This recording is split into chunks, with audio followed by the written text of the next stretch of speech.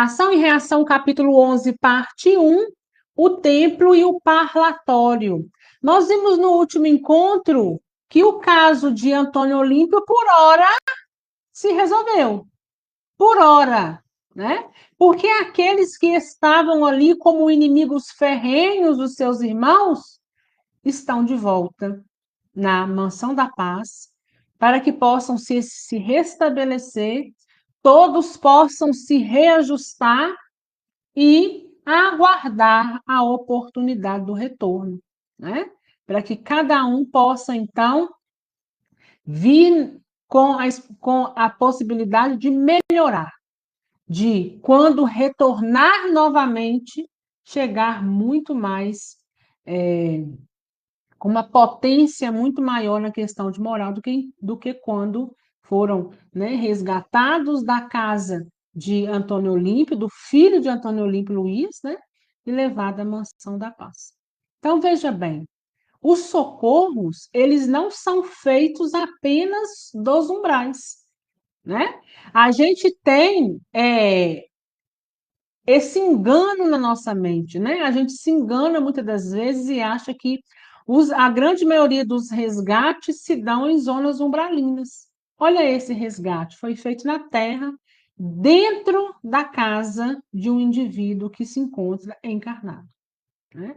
Então, os resgates, eles acontecem a todo momento, a gente não precisa ter essa falsa ideia, né? Basta aquele espírito ter aceitação e compreensão do momento. Então, os espíritos estão entre nós. Espíritos trabalhando para que nós possamos nos elevar, espíritos trabalhando no intuito de nos jogar no chão, né? Porque desde que o mundo é mundo, o mal existe, né? Até Jesus foi tentado, mas os resgates existem no mundo espiritual, mas também no nosso meio.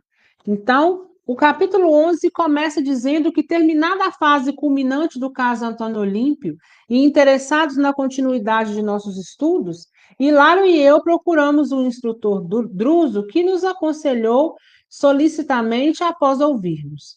Compreendo que a mansão em si já lhes terá fornecido elementos básicos a graves conclusões em torno da lei de causa e efeito. Aqui, na maioria dos problemas, quase sempre encontramos os frutos concretos da ação. Junto de nós é possível verificar de perto a colheita do sofrimento em todas as suas fases difíceis e dolorosas. Então, ele está dizendo: olha, aqui, né, vocês já encontraram elementos básicos, graves e conclusivos. Aqui vocês encontraram, que ele fala, né? A colheita do sofrimento em torno de todas as fases. Veja como o umbral também é aprendizado.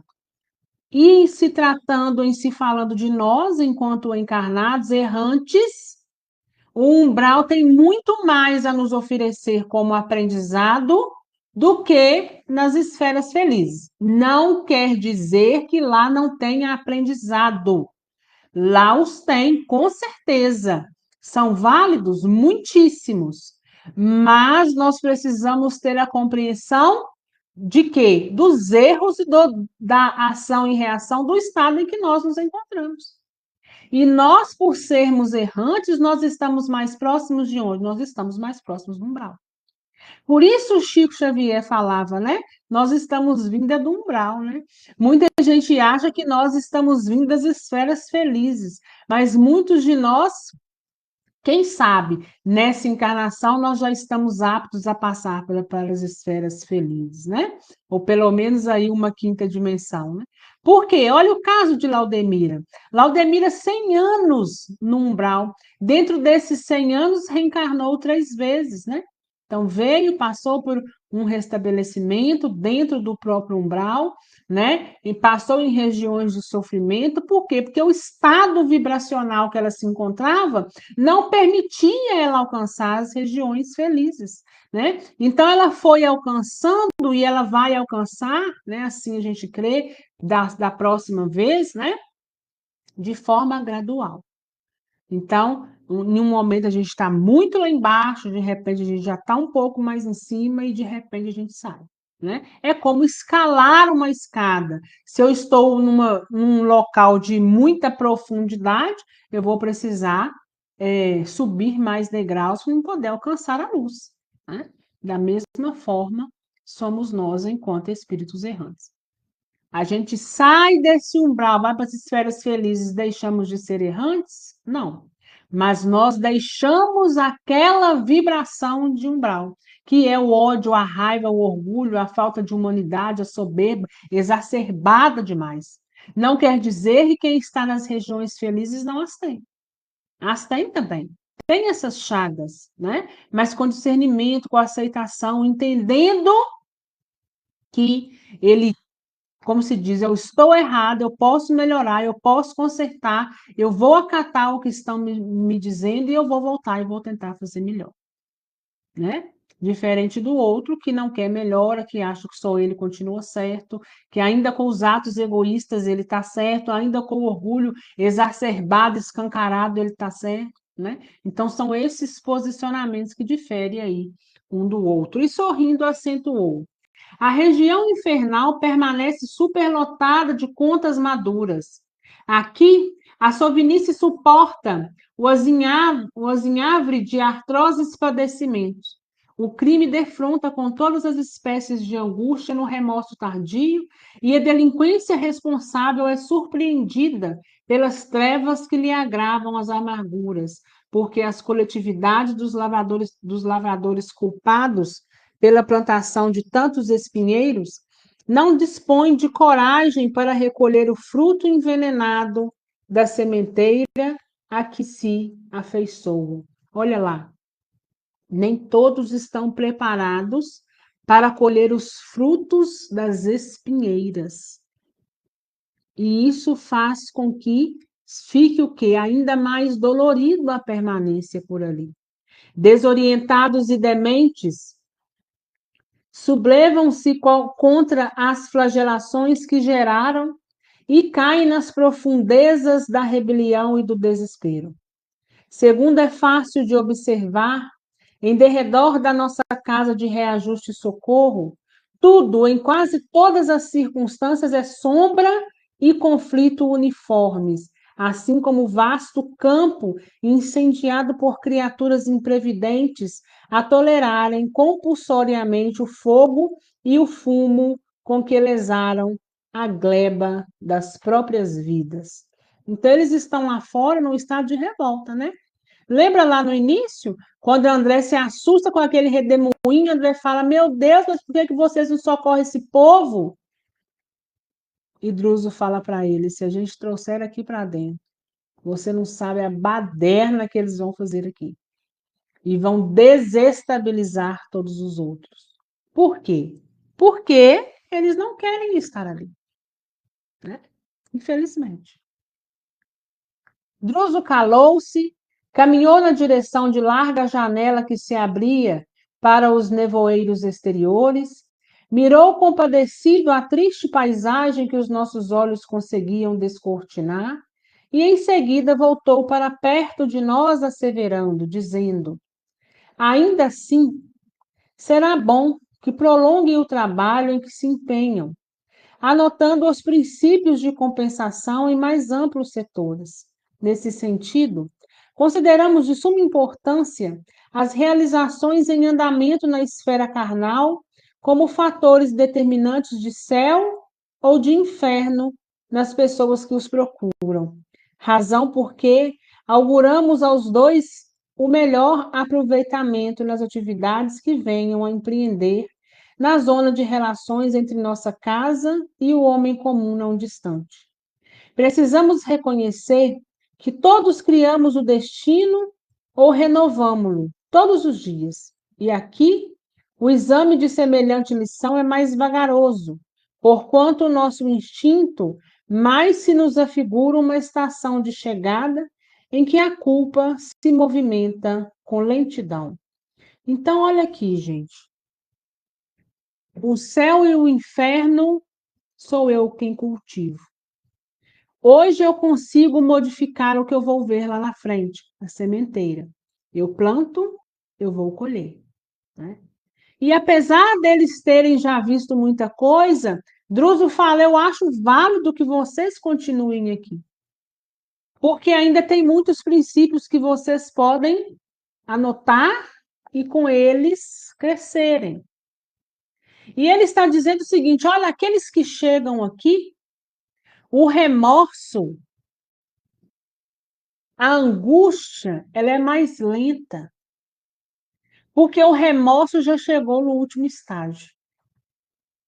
Então, muitas das vezes se arrasta, vai numa lentidão que muitas das vezes é a culpa quem o movimenta.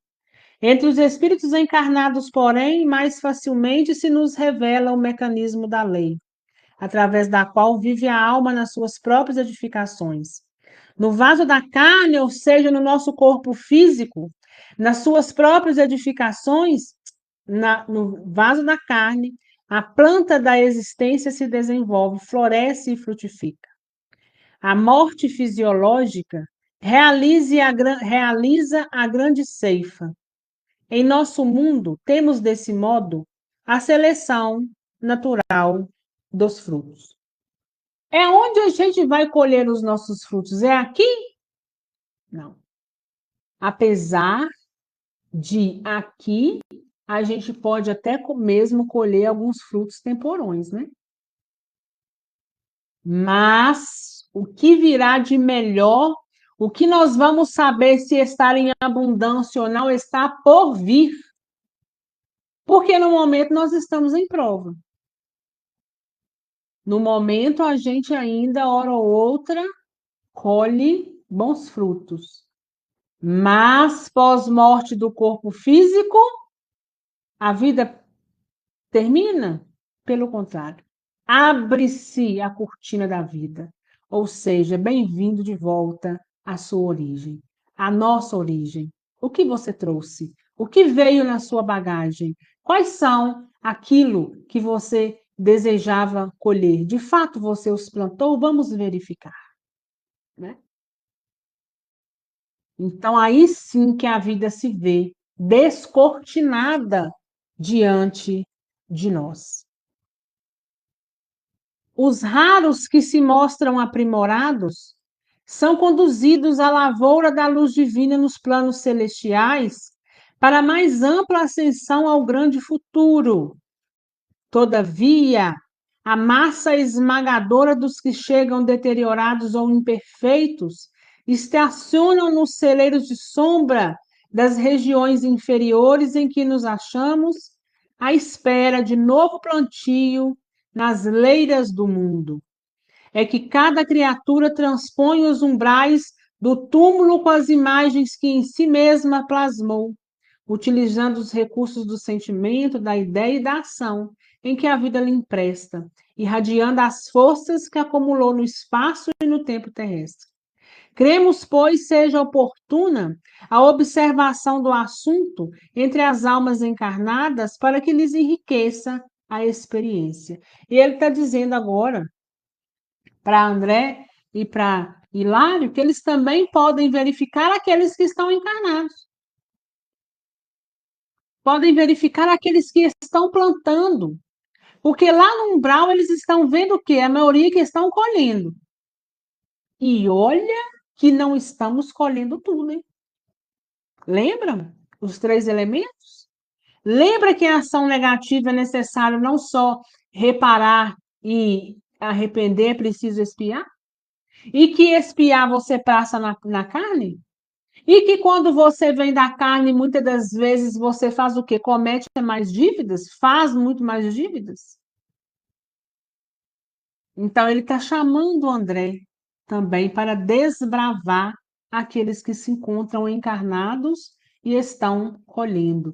E ele fala: olha, quando os olhos físicos fecham, tem uma porção que sobe para os mundos felizes, mas a maioria esmagadora para pelos umbrais da vida espiritual, por quê? porque o umbral já estava neles, já se encontrava neles, a vibração é tão densa e tão pesada que eles não conseguem romper os portais das outras dimensões, então param, é por aqui mesmo. Aquelas ponderações ditas em tom paterno comovia-me intensamente. Druso pronunciava com afabilidade e tristeza, não obstante sorrisse. Como sempre encantado com a sua personalidade difícil, abordável no conjunto, silenciei, acatando-lhe as manifestações. Mas Hilário perguntou, irrequieto, valendo-se da pausa que surgira. O que nos sugere, porém, a fim que atendamos aos estudos a que se reporta? O instrutor respondeu de pronto. Possuímos sempre renovado material de consulta no templo e no parlatório exteriores de nosso domicílio, usualmente frequentados por irmãos do plano físico, provisoriamente desligados da habitação corpórea por influência do sono, bem como pelos companheiros desencarnados que vagueiam em torno da mansão, a casa de reconforto. Muitos deles estão ligados ao nosso santuário pelos fios da reencarnação, enquanto muitos outros chegam até nós em busca de socorro. Dispomos aí de atendentes numerosos que lhes coletam as reclamações e registram os problemas para orientarmos com segurança o nosso esforço de paz e cooperação. É interessante, assim, que os amigos se incorporem durante alguns dias às nossas equipes de serviço, colaborando conosco e relacionando apontamentos diversos. Olha isso. Durante o sono, lá existe um parlamento, né? Como se fosse uma casa. Durante o sono, durante os desdobramentos, muitos daqueles que estão reencarnados vão parar lá. Uns em busca de socorro, uns porque estão perturbados, estão vibrando com aquele, né, com aquele lugar. Mas ele diz, André, olha, vocês também podem trabalhar lá e podem cooperar muito e aprender, né? Trabalhando, cooperando, aprendendo. É uma via de mão dupla. Não poderíamos contar com a ajuda de Silas? Indagou meu colega, referindo ao companheiro, cuja presença para nós significava alegria e coragem. O instrutor contemplou-nos de maneira expressiva e comentou, surpreendendo-nos. Não fosse o objetivo das informações que coligem, e certo, não nos seria possível permitir que o assistente mencionado lhes tutelasse a recolta de ensinamentos. Sabemos, contudo, que o trabalho em andamento se destina a instruções para as esferas dos companheiros reencarnados, e semelhante tarefa nos obriga a considerar-lhes a petição. Realmente, não lhes convém qualquer perda de oportunidade de tempo. E, embora sejam atualmente enormes as responsabilidades de Silas em nossa casa, não vejo como privá-lo do companheiro, que, sem dúvida, é aqui depositário imediato de nossa confiança. E assim ele fala: olha, apesar de Silas estar cheio de trabalho aqui, né, nós vamos aderir ao pedido de vocês para que Silas possa estar com cada um, apontando, né, onde possa retirar o melhor ensinamento. Logo após, enquanto mergulhávamos em silenciosas considerações acerca do seguro serviço de inteligência com que o grande benfeitor nos seguia à meta, Silas foi chamado à nossa presença, recebendo recomendações no sentido de prestar-nos a assistência precisa. Instrutor e assistente em conversação íntima e rápida, trocavam impressões cuja significação tal não nos foi possível perceber. Terminado o entendimento, Silas marcou o horário exato em que nos cabia efetuar o reencontro, e com isso, a nossa entrevista com o governador da mansão fora praticamente encerrada. No momento previsto, o assistente veio procurar-nos solícitos, Íamos visitar o templo da mansão. Atravessamos longas filas de corredores, até que, através de estreito postigo, tivemos acesso a vasto recinto iluminado. Assemelhava-se o ambiente ao de grande capela das que conhecemos no mundo. De face voltada para o exterior, uma cruz de radiante material argênteo sobre alva e simples mesa, encostada ao centro do fundo. Era o único símbolo religioso ali existente. Mas de todas as paredes laterais, a se caracterizarem por brancura de neve, distinguia-se pequenas reentrâncias esculpidas em forma de nichos. A luz dominante casava-se de encantadora maneira com a melodia cariciosa a ressoar docemente no largo corpo da nave. Que mãos invisíveis produziam a música veludosa, a terna que nos inclinava à referência e à meditação? Então, eles entraram num lugar, então, para a gente compreender, a gente sabe que não é, né? Mas, para que nós tenhamos uma compreensão, é um templo, parece uma igreja, né? Parece uma casa que ali por dentro é tudo bem alvo, bem claro, bem branco. E tem alguns nichos, né? Assim, nas laterais, nas paredes, mas soa uma música bem suave. O único símbolo que tem ali, a cruz, nos indicando que quem está no comando? Jesus. É ele que é o maior símbolo, né, da cruz, porque quando a gente olha para a cruz, a gente consegue assimilar de imediato a ele, né, a Jesus. Então, eles adentram para esse casarão e vamos lá, né? Ele pergunta, né? Quem que está ali produzindo aquela música? Mais de 200 de entidades diversas, formando piedoso conjunto em fileiras quase do mesmo número, postavam-se em prece ante os nichos vazios. Mais de 200 de entidades. Entidades nós vamos entender por espíritos. Tinham mais de 200 espíritos, cada um na frente de um nicho, né? Então vamos ver o que acontecia ali. Eles estavam em prece, né? Não sei que estranha emotividade me tomou a alma toda. A fé simples da infância reconquistara-me o íntimo. Lembrei minha mãe colocando a oração primeiro em meus lábios, e como se as vibrações daquela hora fossem abençoada chuva, a lavar-me todos os escaninhos do espírito, olvidei por instantes minhas velhas experiências da vida para somente pensar no Supremo Senhor, nosso Deus e nosso Pai. Lágrimas quentes rorejaram-me a face. Quis algo perguntar ao assistente bondoso, contudo, naquele primeiro contato com o santuário externo da mansão, nada consegui fazer senão orar e chorar copiosamente.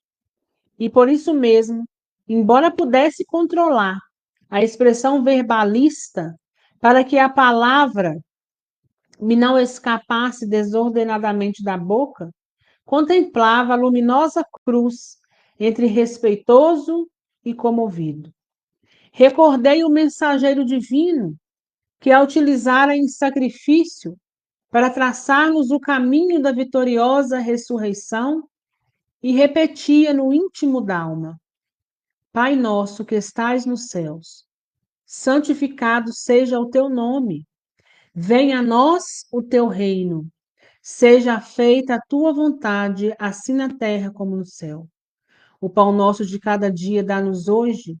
Perdoa as nossas dívidas, assim como perdoamos aos nossos devedores. Não nos deixeis cair em tentação e livrai-nos do mal, porque são teus o reino, o poder e a glória para sempre. Assim seja. Veja bem, André faz a oração do Pai Nosso. Uma oração muito importante, que se todos a fizessem da maneira correta, poderiam se sentir tocados. Quando a gente senta para rezar o Pai Nosso, a gente precisa saber o que a gente está dizendo, o que a gente está orando. Nós precisamos orá-lo pausadamente, para que a gente tenha discernimento daquilo que precisa nos ser passado. A grande problemática de hoje em dia, que quando um Pai Nosso vai ser rezado, vai ser orado, vai ser, né, feito, as pessoas fazem de uma forma tão rápida que elas mal conseguem saber o que elas estão fazendo. Então, diante da falta de raciocínio, diante da falta de discernimento, antes você fazer uma oração em forma de conversa. Porque o Pai Nosso, ele nos ensina muito, ele é muito importante, mas é preciso que a gente tenha coerência, que a gente ore e entenda e traga para a nossa conduta aquilo que Deus, através de Jesus, nos ensinou. Aqui ele fala de até mesmo dos 10 mandamentos. Quando ele fala, né, que perdoa os devedores. Porque quando ele fala que perdoa esses devedores, ele está amando o próximo como a ti mesmo. E isso exige de nós também discernimento. Reparei que Silas me acompanhava aos menores movimentos interiores, porque ao terminar a prece dominical, disse-me afetuoso: é verdade, André. Raros conseguem penetrar esse ambiente sem se escudarem na oração. E relanceando o olhar sobre Hilário, que igualmente enxugava suas lágrimas espontâneas, como a incluí-lo no carinho das observações que exteriorizava, continuou: este pequeno campo de pensamento está sublimado pela compulsão e pela dor de milhares. Incontáveis legiões de almas edificadas no sofrimento e na fé, por aqui há um passado, em prantos de arrependimento ou de esperança, de gratidão ou de angústia. Nosso templo interno, de cujos serviços vocês já participam, funciona como se fora o vivo coração de nossa casa, enquanto se este santuário exterior é o símbolo das nossas mãos em prece. Então, ali, por que André tanto se emocionou? Ali existia a energia das orações e muitas vezes de muita tristeza. As pessoas estavam ali em preces, esperançosas, mas também angustiadas. Apontando as criaturas que oravam em silêncio ante aos altares despovoados, ousei perguntar ao irmão prestimoso: que significam no recinto a imagem da cruz e esses nichos vazios? E o assistente esclareceu sem demora. A cruz recorda a todos os visitantes que o Espírito de nosso Senhor Jesus Cristo aqui se encontra presente, não obstante estejamos nos abismos infernais. Ou seja, até mesmo nas regiões umbralinas, Jesus e Deus se faz presente. E os nichos vazios dão oportunidade a que todos se dirijam aos céus, segundo a fé que abraçam, até que a alma obtenha a sabedoria infinita e indispensável, caminhe na longa estrada dos símbolos de alfabetização e cultura que a dirigem na senda de elevação intelectual. E até que atinja o infinito amor, é necessário que palmilhe as longas rotas da caridade e da fé religiosa, nos múltiplos departamentos da compreensão que lhe asseguram o acesso à vida superior. Os poderes divinos que nos regem determinam que toda classe de fé sincera e respeitável aqui encontre amorosa veneração. Por isso, nenhuma prece fica sem resposta.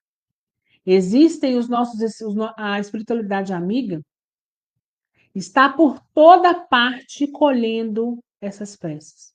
nas cúpulas das igrejas, sejam elas católicas, sejam elas evangélicas, sejam casas espíritas, sejam aqueles que antes de adormecer estão ali em oração, estão ali pedindo, estão ali agradecendo, estão ali angustiados. Os soldados de Cristo estão recebendo tudo, estão anotando tudo e estão nos trazendo as respostas que nos são permitidas no momento. Mas, sobretudo, estão também orando por nós, para que nós tenhamos força e para que nós possamos saber que nos é dada a oportunidade de olhar para Jesus, de olhar para Deus, ainda que nós não somos dignos de estarmos com eles. Mas nós também temos o olhar e temos a misericórdia. Observando que a reduzida comunidade de almas em prece se alinhava em posições diversas, de vez que algumas se mantinham de pé ou comodamente sentadas, enquanto que a maioria se punha de joelhos. E Lara ensaiou algumas indagações a que Silas respondeu condensando os assuntos.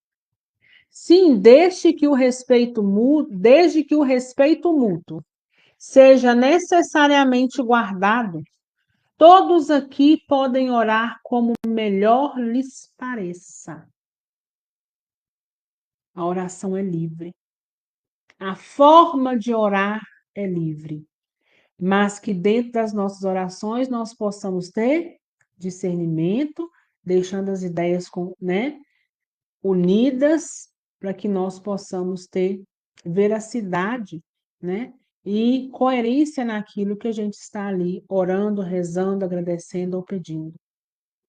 E amparando-nos a curiosidade sadia, indicou certa matrona que chorava pacientemente, genuflexa diante de nicho próximo e falou: acompanhemos, por exemplo, aquela nossa irmã em súplica. Postar-nos-emos na retaguarda, de modo a não a incomodar com a nossa presença. E envolvendo-a nas vibrações de nossa simpatia, assimilar-lhe-emos a faixa mental, percebendo com clareza as imagens que ela cria em seu processo pessoal de oração. Veja bem, quando nós oramos, nós também estamos criando formas e pensamentos. Obedecemos maquinalmente, e de minha vez, à medida que concentrava a atenção naquela cabeça grisalha e pendente, mas se alterava o estreito espaço do nicho aos meus olhos. Pouco a pouco, como se emergisse da parede lirial, linda tela se me desdobrava a visão, tomada de espanto. Era a reprodução viva da formosa escultura de Teixeira Lopes, Antônio Teixeira Lopes, notável escultor português,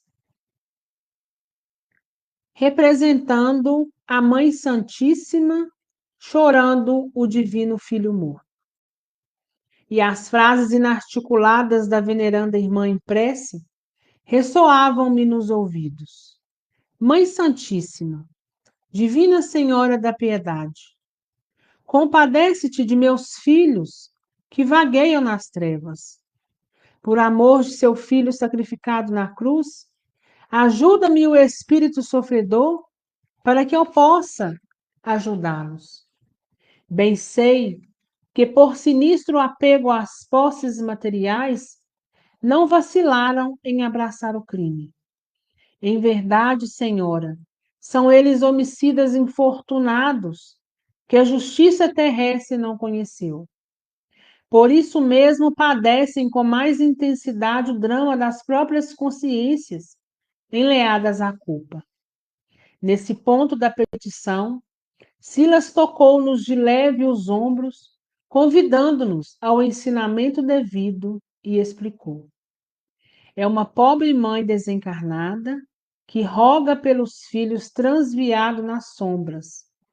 Invoca a proteção de Nossa Mãe Santíssima sobre a representação de Senhora da Piedade, segundo a fé que o seu coração pode, por enquanto, albergar no âmbito das recordações trazidas do mundo. Então, eu tinha ali uma mãe desencarnada orando para os seus filhos que se encontravam nas trevas. Então, veja bem, ali se encontravam orações de todas as formas, mas orações muitas das vezes angustiantes, por isso estavam ali naquelas zonas de umbral, porque é inerente àquele lugar. As mães. Mais uma vez, nós temos aqui a certeza de que as mães não nos abandonam. As mães estão conosco. As mães estão nos observando constantemente, até mesmo pós o seu desencarne, lutando por cada um dos filhos que se encontram perdidos, sejam encarnados ou sejam aqueles desencarnados que estão aí pelas trevas sem discernimento, mas estão por perto. Estendo também não só às mães, mas também aos pais e aos familiares que nos querem bem. Aqueles que têm por nós grande apreço estão conosco, estão nos intuindo, estão tentando nos ajudar. Se não conseguem nos ajudar com ações, quer ação melhor do que a prece, do que a oração? Assim como nós também oramos pelos nossos entes, os nossos entes oram por nós, para que nós possamos estar também no bom caminho. Isso quer dizer que a imagem de nossa visão, essa observação, porém ficou no ar, porque Silas completou o preço. É uma criação dela mesma, reflexos dos próprios pensamentos com que tece a rogativa. Pensamentos esses que se ajustam à matéria sensível do nicho, plasmando a imagem colorida e vibrante que lhe corresponde aos desejos. E respondendo automaticamente às indagações que o problema nos sugeria, continuou. Isso, contudo, não significa que a prece esteja sendo respondida por ela mesma. Petições semelhantes a estas elevam-se a planos superiores, e aí são recolhidas por emissários da Virgem de Nazaré, a fim de serem examinadas e atendidas conforme o critério da verdadeira sabedoria. A oração, quando ela é feita da forma correta e com sentimento de verdade, ela rompe barreiras e chega às dimensões superiores. E lá elas vão ser respondidas. Veja bem, ele fala da Mãe Santíssima, né? Da Virgem de Nazaré. Então, nós sabemos que esses aos quais nós humanos os intitulamos como santos, eles existem e estão trabalhando perfeitamente. Foram espíritos que passaram pela Terra, espíritos um pouco mais evoluídos do que nós, mas que estão aí na frente dos grupos que são os soldados de Cristo. Assim como o doutor Bezerra de Menezes tem a falange, né? Aqueles espíritos que os acompanham, tem tantos outros Bezerra de Menezes, porém com outros nomes, e Maria Santíssima é uma delas, uma das grandes, né? Que vem com uma multidão aí para poder nos ajudar, né? Não só no mundo espiritual, mas também no mundo enquanto encarnados.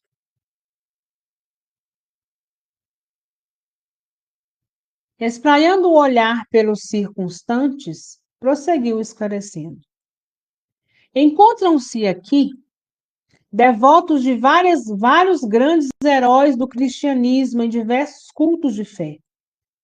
E olhando em torno com a sua ampla experiência, apontou outra senhora em oração, acrescentando: ali temos nova matrona, exorando a proteção de Teresinha de Lisieux, a doce monja do Carmelo, desencarnada na França. É Santa Teresinha do Menino Jesus, né? Tinha ali uma devota de Santa Teresinha, estava orando, rezando, pedindo e intercedendo. E a mesma mensagem dela alcança o coração da famosa freira, indagou Hilário. Como não? Respondeu o interlocutor. Depois da morte do corpo, as criaturas efetivamente santificadas encontram as mais altas cotas de serviço na expansão da luz ou da caridade, do conhecimento ou da virtude de que se fizeram a fonte viva de inspiração quando no aprendizado humano. O céu beatífico e estanque existem apenas na mente ociosa daqueles que pretendem progresso sem trabalho e paz sem esforço. Tudo é criação, beleza, aprimoramento, alegria e luz, incessantes na obra de Deus, a expressar-se divina e infinita, através daqueles que se elevam para o infinito amor. Assim, pois, o coração que deixe na terra uma sementeira de fé e abnegação passa a nutrir no plano espiritual a lavoura das ideias e dos exemplos que legou aos irmãos de luta evolutiva, lavoura essa que se expande naqueles que lhe continuam o ministério sagrado, crescendo assim em trabalho e influência para o bem, no setor de ação iluminativa e santificante que o Senhor lhe confia. Então, veja bem, se esses que nós intitulamos como santos, eles passaram pela terra, deixaram um legado muito grande, aqueles que aqui permanecem continuam o que alimentando esse legado, podem ter certeza que no mundo espiritual o trabalho deles também se expande. Porque de uma maneira ou outra eles precisam o quê? Ajudar aqueles que têm a sua fé sustentada na sua conduta enquanto passaram pela terra. E por isso são muitos. E por que não nós não estendemos a Chico Xavier? E por que não nós não estendemos até mesmo a Divaldo? Quem sabe daqui a pouco, né, Divaldo já vai estar restabelecido e vai estar aí, né, ajudando a uma série daqueles que se restabeleceram, ficaram, né, de pé, soergueram em virtude de uma palavra que o Divaldo deu. Né? Então, são muitos os soldados de Cristo e são muitos aqueles que estão à frente desses soldados como comandantes, vamos dizer assim. Aqueles que têm um pouco mais de experiência, que podem comandar de forma mais afetiva, mas que junto deles tem ali uma legião ajudando a colher essas preces e a tentar ajudar que cada um esteja no caminho do bem. Meu companheiro, que assinalava o esclarecimento com tanta atenção quanto eu mesma, obtemperou. E na hipótese de a alma julgada santa entre os homens, não ser realmente santa no plano da verdade? As preces que lhe sejam dirigidas atingem os objetivos visados, ainda mesmo quando o suposto santo permaneça em duras experiências nas regiões das sombras? E aqueles aos quais as pessoas fazem preces achando que são santos e não são santos nada, estão nas sombras. Para onde vai as preces dessas, né? Essas preces são coletadas e Hilário diz sim. As orações podem não encontrar de imediato o espírito a que se destinam, mas alcançam-lhe o grupo de companheiros a que deveria ajustar-se e que amorosamente a substituem na obra assistencial do bem em nome do Senhor, visto que na realidade de todo o amor na criação eterna é de Deus. Imaginemos, para exemplificar, que a referida monja não estivesse temporariamente em condições de prestar auxílio, né? Está dizendo aqui, Santa Teresinha, né? Vamos supor que ela não estivesse em condições de prestar auxílio. Se isso acontecesse, as grandes almas acrisoladas na disciplina da instituição em que tanto se distinguiu, se encarregariam de fazer por ela o trabalho necessário e justo, até que pudesse tomar sobre os ombros o apostolado que lhe compete. Todavia, ponderou meu colega, será de crer que o espírito das congregações religiosas ainda permaneça vivo nas esferas mais altas? Então, se aquele ao qual a prece está sendo destinada, oh meu Deus, né? Estou aqui em nome do santo, não sei, né? Fala um santo, vamos colocar Santa Teresinha, né? Me ajude a passar pela prova. Então, se você está ali numa oração de discernimento, direcionando a ela a algum santo, e se esse não for santo, haverá quem há de receber a sua prece. Até que esse ao quais muitos suplicam possa de fato pegar para si o fardo dessas orações e conduzi-lo da melhor maneira, né? E aí nós ficamos aqui com essa pergunta: será que as congregações religiosas ainda permanecem vivas nas esferas superiores? Será que lá existe uma religião? Porque a gente sabe que aqui na parte de baixo nós todos estamos de algum modo cultuando alguma coisa, né? Ou acreditando em algo. Cada um tem a sua veracidade. Todos com os mesmos princípios, com ideias diferentes. Uns precisando avançar um pouco mais, é fato. Mas onde tem Deus, o bem se pode fazer. Assim nós encerramos nosso estudo de hoje e semana que vem nós vamos ver como está as regiões felizes. Será que lá ainda possui as religiões, assim como aqui na Terra, e assim como aqueles que chegam e estão ainda nas zonas densas, pesadas, né? Nós vamos ver. Alguma dúvida, gente?